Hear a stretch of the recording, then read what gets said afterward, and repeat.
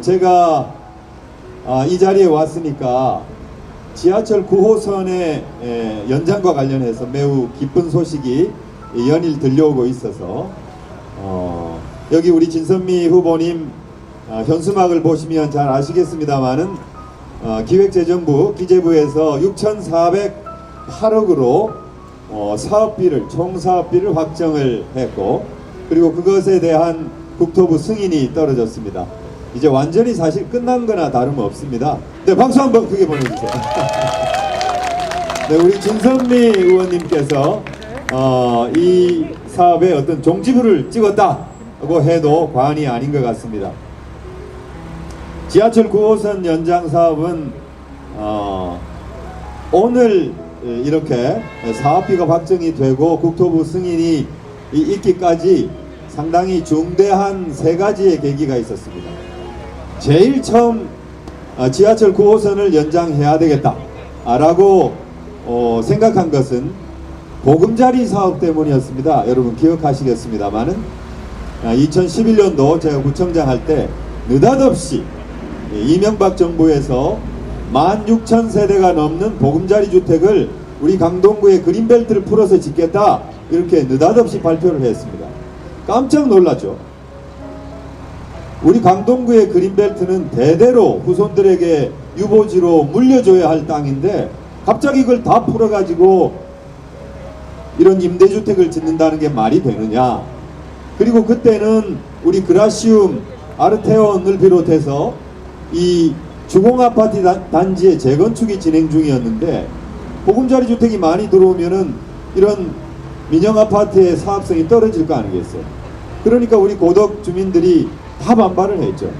그래서 여러분 잘 아시지만 이 3단지 아르테온 아파트 주공아파트 3단지 운동장에서 그리고 그 일대에서 대규모 시위를 했습니다.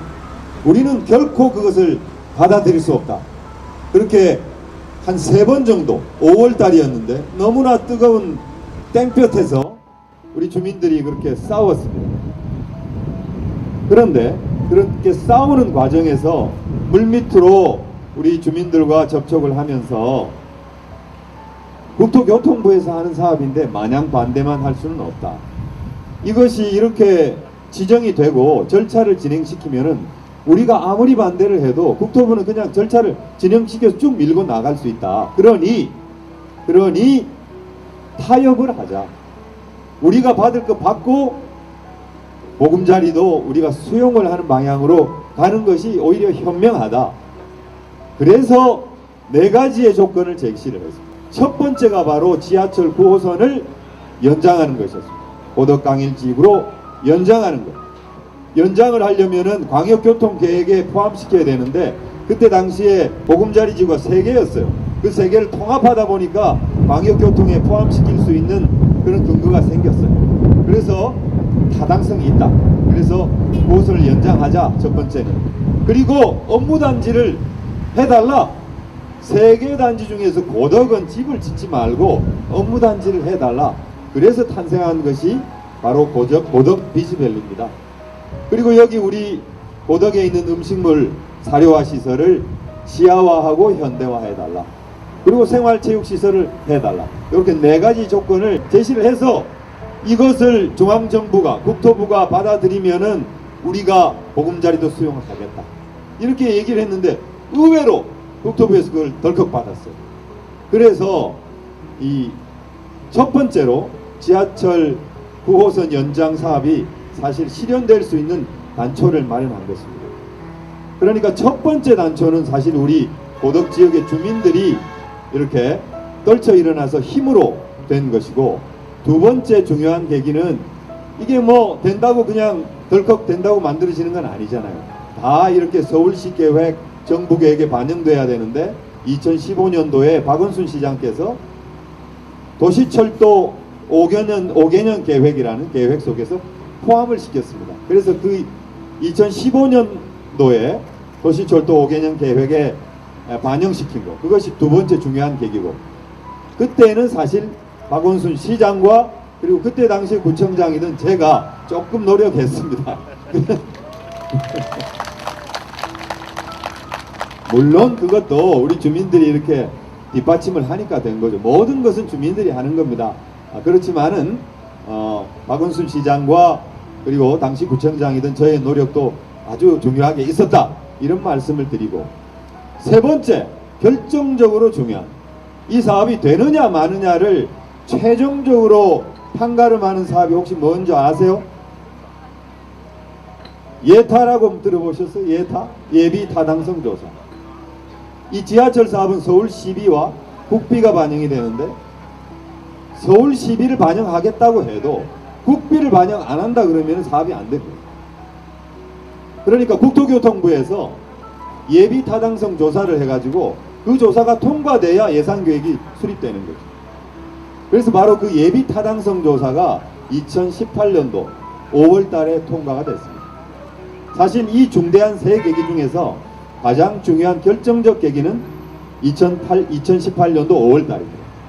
근데 이 예비 타당성 조사를 누가 통과시켰느냐? 물론 이것도 주민들이 했죠. 주민들이 열심히 주장을 하고 노력을 해서 했죠. 근데 제일 앞장선 사람이 누구냐?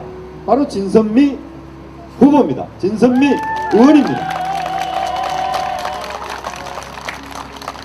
당시 저와 우리 심재권 의원 그리고 우리 진선미 의원 세 분이 김동연 부총리 그리고 김현미 국토부 장관을 수차례 만나가지고 설득시켜서 해냈습니다.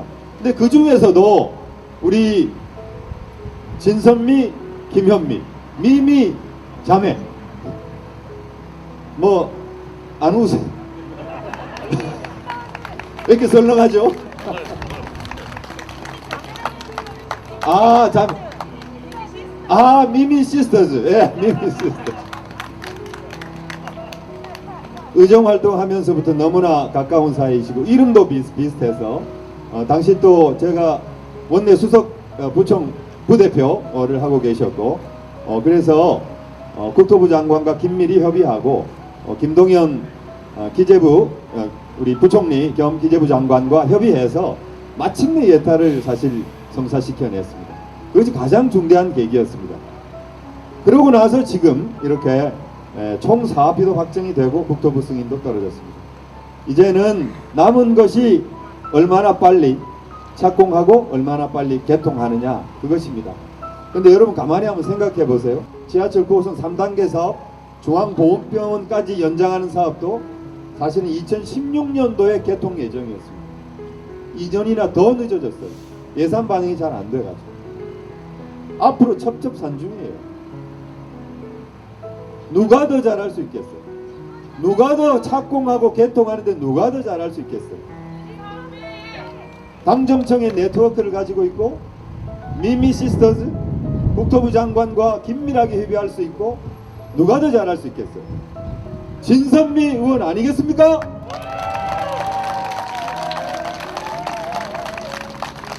제가 이렇게 얘기를 듣자 하니까 우리 갑구에서 뭐 여러 가지 얘기가 나오고 있다고 해요. 사실은 다 필요 없어요. 제가 보기에는 집권 여당의 후보, 특히 우리 강동 갑구 유권자들은 현명하게 우리 진선미 후보를 도구로 쓸 필요가 있다.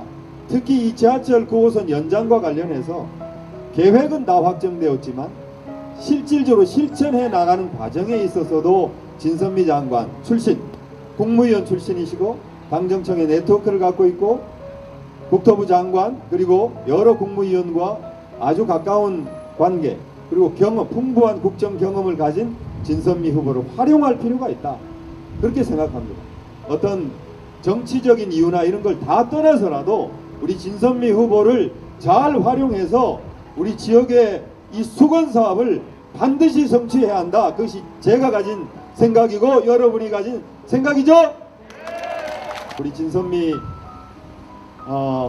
후보님께서 다시 국회의원이 돼야 우리 서울시장, 강동구청장 그리고 저도 힘을 받아서 저와 우리 진선미 후보가 나란히 우리 지역 발전을 위해서 혼신의 노력을 다해서 성큼 발전을 앞당길 절호의 찬스가 왔다. 우리 진선미 후보에게 뜨거운 지지를 몰아주시고 조금 남는 거 있으면 을고에도 보태주시기 바랍니다. 감사합니다.